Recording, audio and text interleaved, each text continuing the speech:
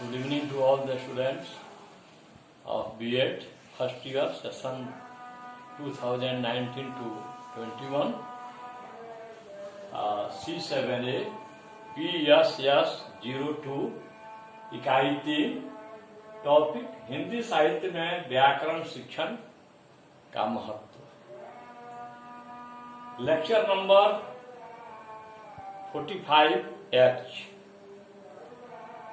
प्रश्न, व्याकरण शिक्षण में आगमनात्मक और निगमनात्मक विधियों का वर्णन करें। आपकी दृष्टि से दोनों में कौन सी विधि श्रेष्ठकर है और क्यों? उत्तर में मुख्य बिंदु है पहले व्याकरण क्या है। अब हम व्याकरण के बारे में थोड़ी जानकारी प्राप्त करेंगे। व्याकरण शब्द की उत्पत्ति व्याकरोति से हुई है। व्याकरोति शब्द जो है, इसका जब हम विजय करेंगे तो यह होगा वी जोड़ आ जोड़ कृत धातु जोड़ ल्यूट प्रत्यय। भाषा को व्याकृत करने वाला शास्त्र ही व्याकरण कहलाता है। भाषा को विशेष आकृति देने वाला शास्त्र ही व्याकरण कहलाता है। दूसरे शब्दों में व्याकरण वह शास्त्र है जिसके द्वारा अर्थ स्वरूप से शब्द सिद्धि संभव होती है। व्याकरण उस शास्त्र को कहते हैं जिसके द्वारा हमें शुद्ध शुद्ध बोलना और शुद्ध शुद्ध लिखना आता है। दूसरे शब्दों में भाषा में व्याकरण का महत्व निम्नलिखित कारणों से है। यह भाषा से संबंधित नियमों का बोध कराती है। दूसरा, भाषा के अनुचित और अशुद्ध प्रयोग पर रोक लगाती है। तीसरा, भाषा में शब्द संरचना और वाक्य संरचना को सुस्पष्ट करती है। चौथा, यह विभिन्न ध्वनियों का ज्ञान कराती है। पांचवा, यह मनन चिंतन तथा तार्किक शक्ति को सबलता प्रदान करती है। छठा, यह मानसिक अनुशासन स्थापित करती है। सातवां, यह भाषा से संबंधित नियमों का ज्ञान प्रदान करती है।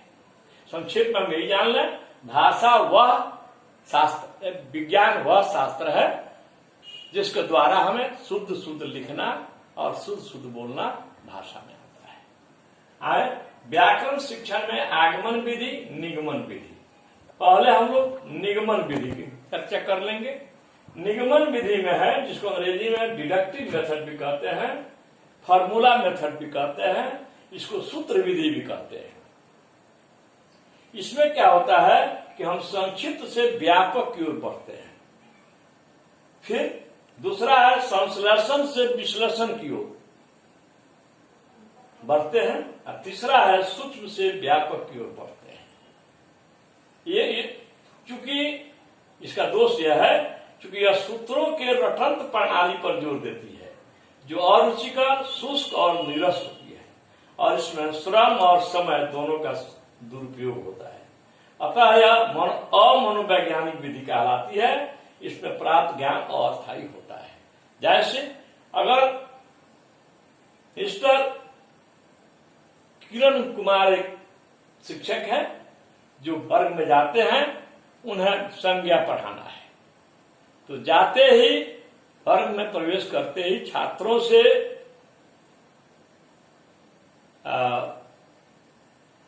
सुप्रभातम या गुड मॉर्निंग का आदान प्रदान एक्सचेंज करने के बाद वे नाउन की परिभाषा, संज्ञा की परिभाषा श्यामपट पर लिख देते हैं। संज्ञा किसी वस्तु, व्यक्ति या स्थान के नाम को कहते हैं और कुछ दो चार उदाहरण दे देते हैं। अब बच्चों से कहते हैं कि इसको कॉपी में उतार लो और बैठ जाओ। इसमें कुछ बच्चे उतारते हैं और कुछ बच्चे चूंकि उनको अरुचिकर लगती है, अनाकर्षक लगती है, तो वो उतारते भी नहीं है। अर्थात कुछ ही बच्चे रटन प्रणाली वाला तोता रटन कहते हैं, रट लेते हैं, फार्मूला हो गया। लेकिन यह आज के युग में यह जो निगमन विधि है, यह आज के मनोवैज्ञानिक इसको सिरे से नकार रहे हैं। अब आइए आगमन विधि। इसमें क्या है कि व्यापक से संक्षिप्त की ओर हो जाते हैं। दूसरा इसका है विश्लेषण से संश्लेषण की ओर जाते हैं। तीसरा है व्यापक से सूक्ष्म की ओर जाते हैं। इस प्रणाली के मुख्यतः 4 सोपान होते हैं। पहला है उदाहरण द्वारा इस प्रणाली को प्रस्तुत किया जाता है। दूसरा है इसमें तुलना, निरीक्षण या विश्लेषण किया जाता है। तीसरा है नियमीकरण का निष्कर्ष निकालते हैं। चौथा प्रयोग एवं अभ्यास द्वारा नियमों की पुष्टि करते हैं। जैसे मान लीजिए एक दूसरे शिक्षक हैं दूसरी गतिविधि में, उनका नाम है रमन कुमार। वे कक्षा में जाते हैं, बच्चों से सुप्रभातम का आदान प्रदान करने के बाद एक एक बच्चे को खड़ा करते हैं और कहते हैं, बाबू या बेटी, तुम्हारा क्या नाम है? तुम्हारे माता जी का नाम क्या है? तुम्हारे पिताजी का नाम क्या है? तुम कहां से आते, किस मोहल्ला गांव से आते, उसका नाम क्या है? और श्याम पटवे पर वे क्या करते हैं कि 3 ठो खड़ी लाइन खींच देते हैं उत्तर से दक्षिण की तरफ, और एक क्षैतिज लाइन खींच देते हैं। उसी को ऊपर में लिखते हैं, एक ठो में लिखते हैं छात्र का नाम, छात्र या छात्रा का नाम, दूसरे में माता पिता का नाम, तीसरे में गांव या मोहल्ले का नाम। अब एक लड़का खड़ा किए, उसका नाम पूछे, उसके माता पिता का नाम पूछे, गांव मोहल्ला का नाम वहां पर लिख दिए। ऐसे करके पूरे क्लास के बच्चों को वे पूछ करके नाम लिख देते हैं और तब उसको कहते हैं कि बाबू ये जितना है सब नाम है, और नाम को ही संज्ञा कहते हैं।